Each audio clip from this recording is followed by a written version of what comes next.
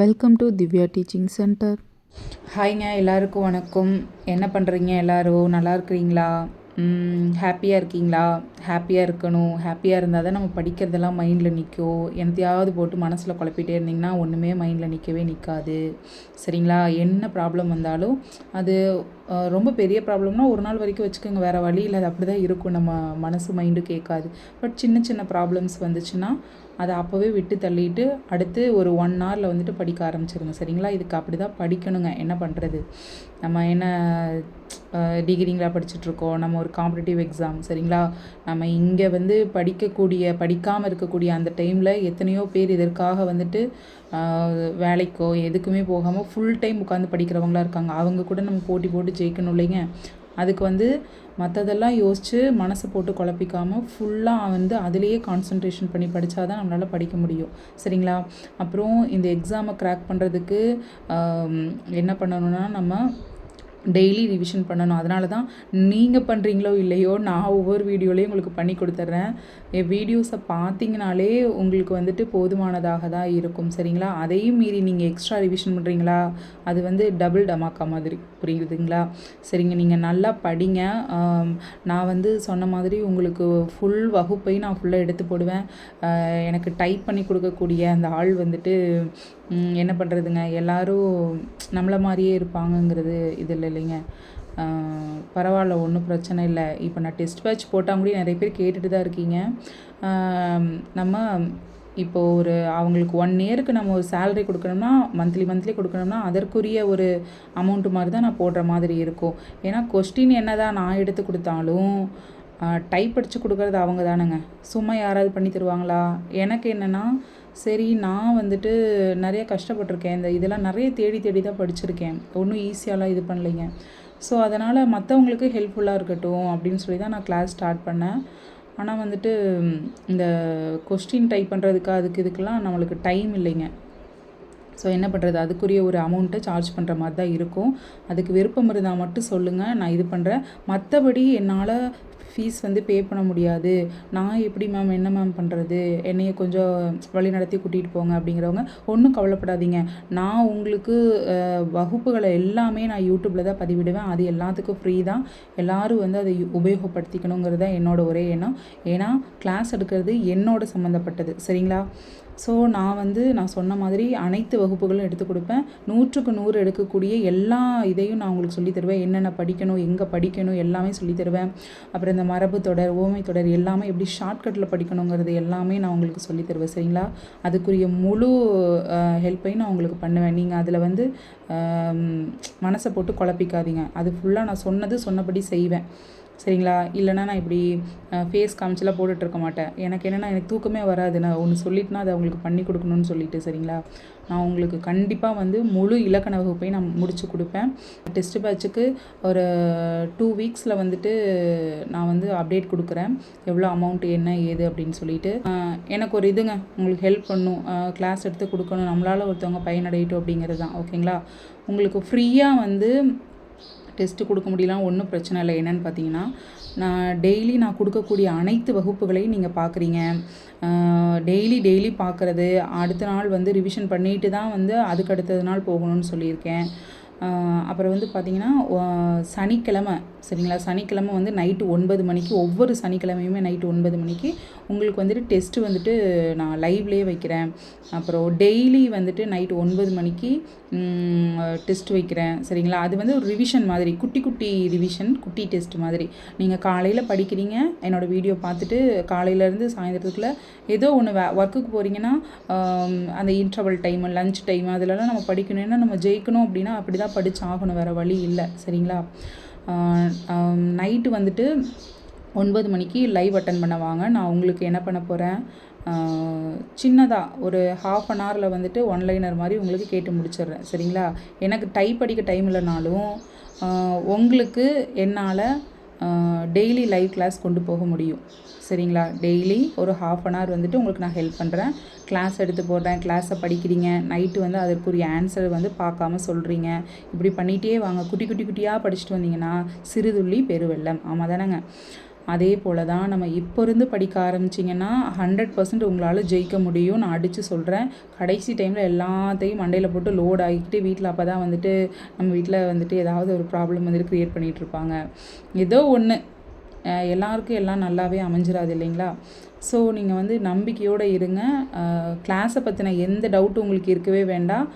100% அனைத்து இலக்கண வகுப்புகளும் நான் எடுத்து தருவேன். எல்லா கிளாஸும் உங்களுக்கு நான் அப்லோட் பண்ணுவேன். டெஸ்ட் பேட்சில் வந்து ஜாயின் பண்ணுற நான் மட்டும் அதுக்கு என்ன அமௌண்ட்டு என்ன ஷெடியூலுங்கிறத நான் உங்களுக்கு சொல்கிறேன். இப்போ வந்து நான் மாடல் 4 வந்து சொல்லித்தரேன். எல்சிஎம் ஹெச்சிஎஃப்பில் மாடல் 4 ஓகேங்களா? ஓகே, நம்ம மாடல் 1ல் என்ன பார்த்தோம்? மாடல் 1ல் வந்து என்ன பார்த்தோம்? நார்மலாக வந்துட்டு ஒரு 2 நம்பர் இப்போ 4 8 இப்படி இருக்குது அப்படின்னா இதுக்கு வந்து எல்சிஎம்மும் ஹெச்சிஎஃப்பும் கண்டுபிடிப்போம். இது வந்து மாடல் 1ங்க. சரிங்களா? எப்போவுமே இப்படி தாங்க. மேக்ஸு தமிழ் அப்படி இப்படின்லாம் எதையும் டிஃப்ரெண்ட்டே நீங்கள் பண்ணக்கூடாது. எல்லாத்தையும் ரிவிஷன் பண்ணிட்டு தான் போகணும். சரிங்களா? மாடல் 1னா ஓகே இப்படியெல்லாம் கேட்பாங்க அப்படின்னு செய்யணுங்க. அது ரிவிஷன் செய்யணும். சரிங்களா? அப்புறம் மாடல் 2னா ஓகே இந்த மாதிரி புள்ளி வச்ச நம்பர்லாம் தருவாங்க. இங்கே வந்துட்டு ஒரு 8 போட்டுக்கலாம். அப்புறம் வந்து இங்கே 9 புள்ளி 12 போட்டுக்கலாம். இப்படியெல்லாம் தருவாங்க. இப்படி வந்துச்சுன்னா புள்ளிக்கு அப்புறம் என்ன நம்பர் இருக்குதுன்னு பார்க்கணும். பார்த்துட்டு எந்த நம்பர் புள்ளிக்கு அப்புறம் எந்த இடத்துல வந்து ஜாஸ்தி இருக்குதோ அதன் அடிப்படையில் 2 நம்பர் கொடுத்துருந்தாங்கன்னா 100ஆல் பெருக்கணும். எல்லா நம்பரையும் 1 by 1 100ஆல் வந்து பெருக்கணுங்க. அப்புறம் 3 நம்பர் கொடுத்துருந்தா எல்லாத்தையும் 1000 பெருக்கணும். ஓகேப்பா, இது வந்து செகண்ட் மாடல். தேர்டு மாடல் என்னன்னு பார்க்கணும். தேர்டு மாடல் என்ன சொல்லியிருக்கேன்? இப்போ வந்துட்டு ஒரு நம்பர் கொடுத்துருக்குறாங்க. அதில் வந்து x², y², z1 இந்த மாதிரி நிறையா இருக்கும். 9 அப்புறம் வந்துட்டு x2 y⁴ அப்புறம் z. இதுக்கு வந்துட்டு எல்சிஎம் ஹெச்சிஎஃப் என்ன கண்டுபிடிக்கணும். ஓகே, இது தான்ப்பா தேர்ட் மாடல் இப்படின்னு சொல்லி நீங்கள் வந்து ரீகால் பண்ணிகிட்டே வரணும். சரிங்களா? ஓகேங்க. இப்போ மாடல் 4 ஓகே. நான் உங்களுக்கு இந்த மாடல் 3ல் ஒரு சம்மு கொடுக்கலான்னு நினச்சேன். பார்ப்போம் அது பண்ணுறீங்களா நான் பார்க்குறேன். சரிங்களா? மாடல் 3ல் ஒரு சம்மு தரேன், ட்ரை பண்ணி பாருங்கள். இதுக்கு வந்து ஹெச்சிஎஃப் வந்து எனக்கு கண்டுபிடிச்சி சொல்லுங்கள். சரிங்களா? 4 × 27 × 3125 அதாவது 3125 8 × 9 × 25 × 7 16 × 81 × 5 × 49 × 11. இதுக்கு நீங்கள் ஹெச்சிஎஃப்பும் எல்சிஎம்முமே கண்டுபிடிச்சிருங்களேன். சரிங்களா?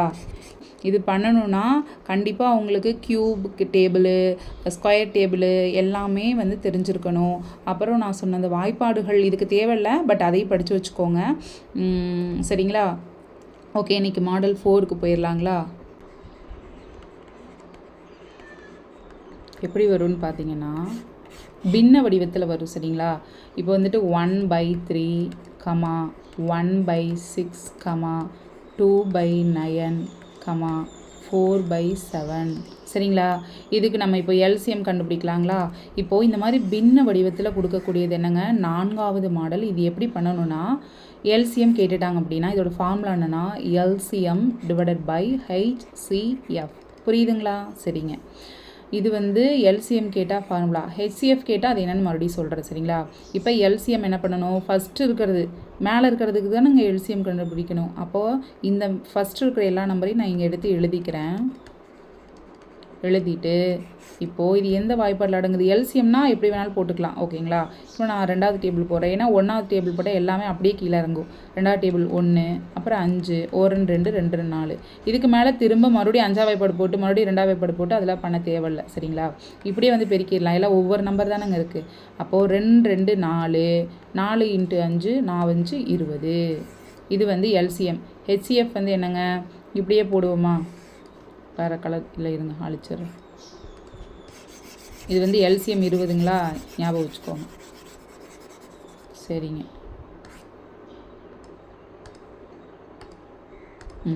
எல்சிஎம் 20. இது ஹெச்சிஎஃப்க்கு என்ன இருக்குது? 3 6 9 7 இருக்குங்களா? இங்கே எடுத்து எழுதிக்கோங்க. 3 6 9 7ங்க. சரிங்களா? இப்போது ஹெச்சிஎஃப்னா என்ன சொல்லியிருக்கேன், 4 நம்பருமே ஏதாவது ஒரு நம்பரால் அடங்கணும். அப்போ தான் வந்து இந்த ஸ்டெப்பு வந்து பண்ணணும்னு. இதில் 4 நம்பர் அடங்குங்களா? இது 3 வேணால் 3ஆவது வாய்ப்பாடில் வரும். 7 வந்துட்டு வராது இல்லைங்களா? அப்போ என்ன பண்ணலாம், ஆன்சர் 1. அப்போது நம்ம ஆல்ரெடி எல்சிஎம் கண்டுபிடிச்சி வச்சுருக்கோம் 20. ஹெச்சிஎஃப் 1. பைக்கு கீழே ஏதாவது நம்பர் இருந்துச்சுன்னா அதுக்கு வேல்யூ இல்லை.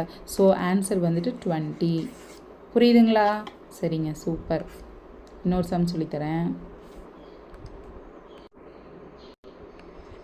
Sum number 2. இப்போ வந்து 4/5, 3/10, 7/15 இப்படின்னு நம்பர் இருக்குன்னு வச்சுக்கோங்களேன். இதுக்கு நம்ம இப்போது ஆல்ரெடி எல்சிஎம் கண்டுபிடிச்சோமா, இதுக்கு ஹெச்சிஎஃப் கண்டுபிடிக்கலாம். இதுக்கு வந்து ஹெச்சிஎஃப் எப்படின்னு பார்த்தீங்கன்னா,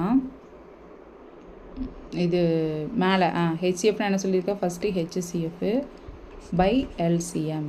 சரிங்களா? ஓகே, ஃபஸ்ட் இருக்கிறதுக்கு எல்லாம் ஹெச்சிஎஃப் எடுத்துக்கலாமா? இது சும்மா சும்மா வந்து டானா வகுதல் போட்டே இருக்கக்கூடாது. இப்போ நான் ஒரு டைம் சொல்லி கொடுத்துட்டல, இதிலே இப்படியே வச்சு இது பண்ணிடுங்க. இப்போ 4 3 7 எல்லாமே ஒரே வாய்ப்பாடில் வராது. அப்போனா இங்கே 1 தான். ஓகே, எல்சிஎம் என்ன வரும், 5ஆவது வாய்ப்பாடில். இப்படியே பாருங்கள், 5 இங்கேயே வச்சு போட்டுருங்க. 5 ஓரஞ்சு 5, 2 5 10, 3 5 15. ஓகே, எல்லாம் இந்த நம்பர் வந்துருச்சு. அப்போ I3 15, 15 × 2 30. 1/3 தான் வந்து ஹெச்சிஎஃப். சரிங்களா? பார்த்துக்கோங்க, 5ஆவது எப்படி போட்டிருக்கேன். ஓரஞ்சு 5, 2 5 10, அப்புறம் 3 5 15. சரிங்களாங்க? 1/30 தான் ஆன்சருங்க.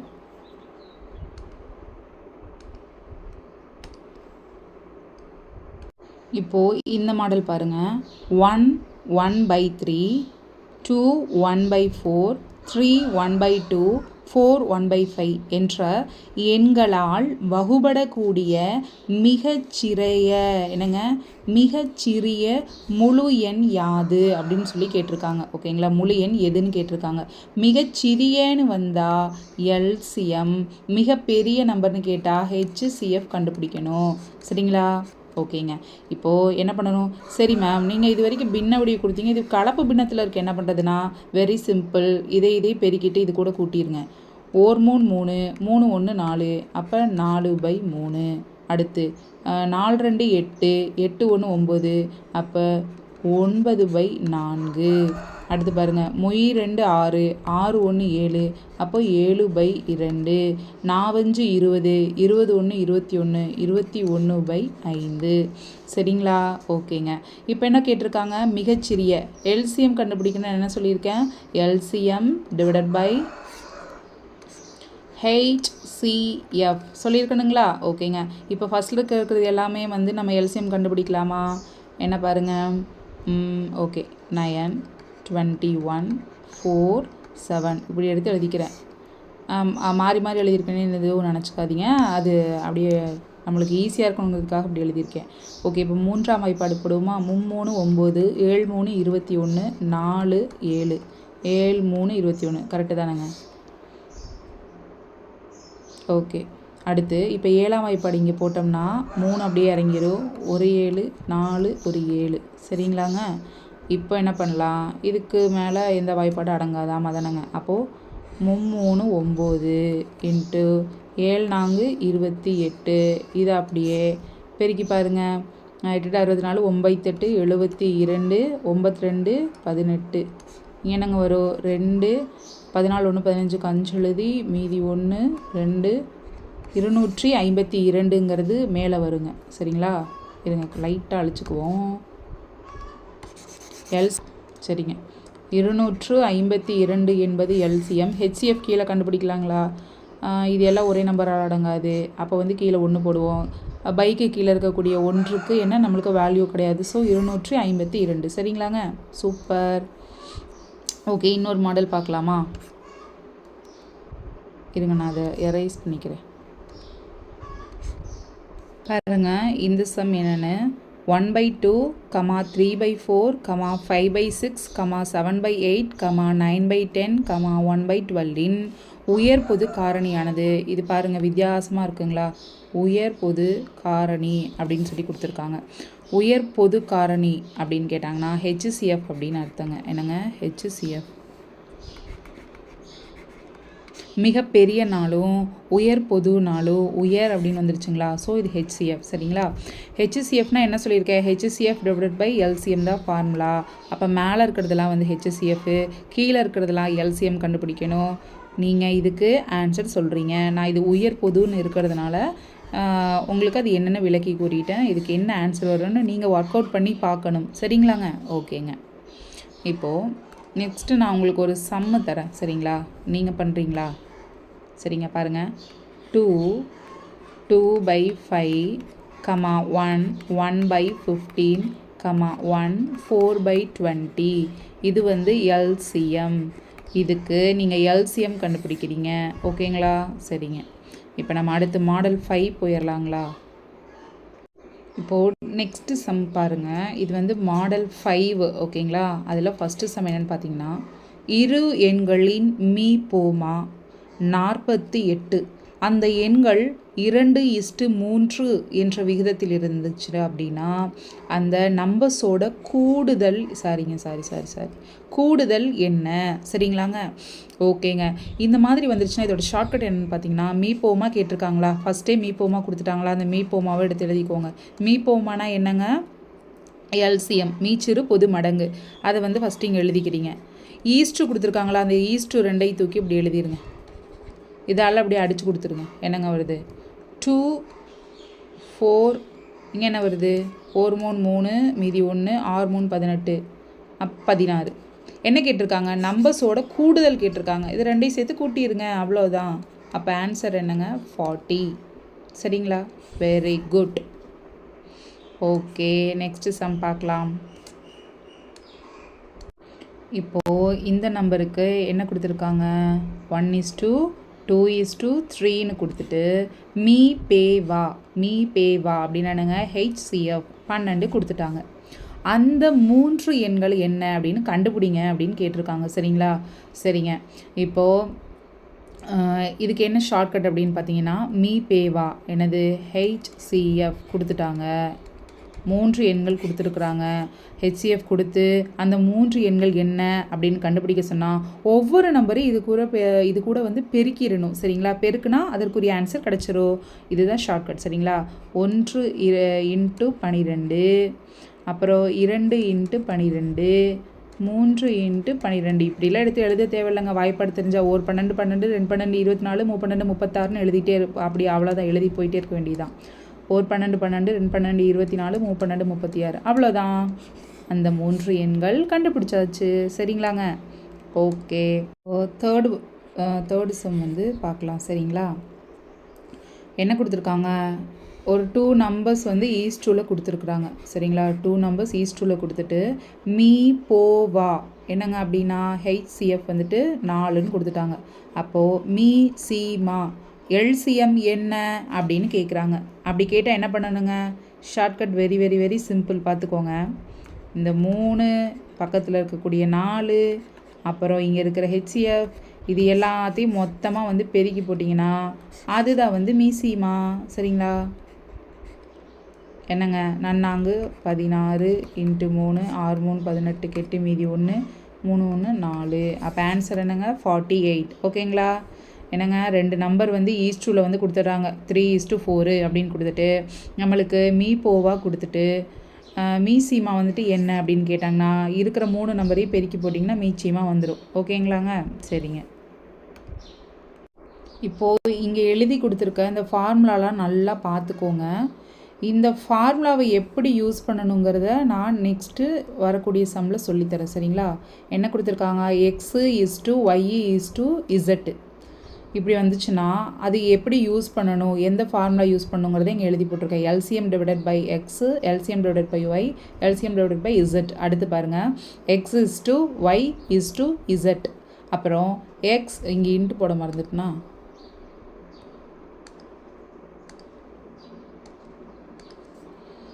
X into HCF, Y into HCF, Z into HCF.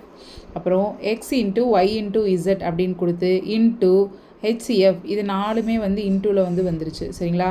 இது வந்து ஒரு ஃபார்முலாங்க. இப்படி கொடுத்துட்டு எல்சிஎம் என்னன்னு கேட்டாங்கன்னா இதுக்கெல்லாம் வந்து எப்படி யூஸ் பண்ணுறதுன்னு சொல்லி நான் சொல்கிறேன் சரிங்களா. இப்போ இந்த கொஸ்டினை பாருங்கள்.